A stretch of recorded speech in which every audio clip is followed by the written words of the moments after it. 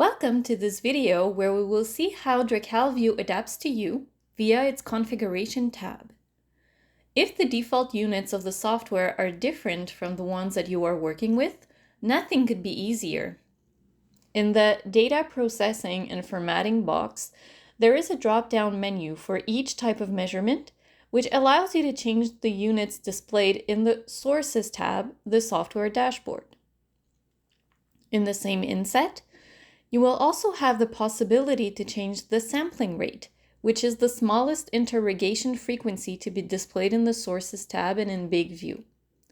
The interval in the Graph View and Logging tabs are multiples of the sampling rate defined here in the Configuration tab.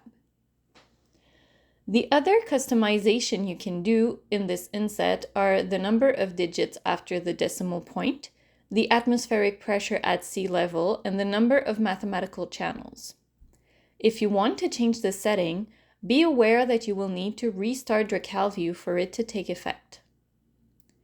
In the Appearance box, the first three checkboxes are very interesting. The first one allows you to show or hide the Calibrate button of a calibratable device. When calibration is not in progress, we advise you to not display this button to avoid discalibrating your device by mistake.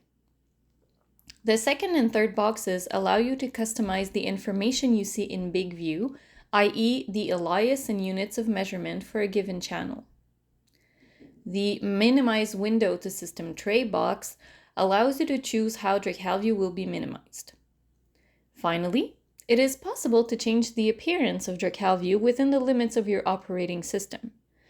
A restart of the software might be necessary to see the changes.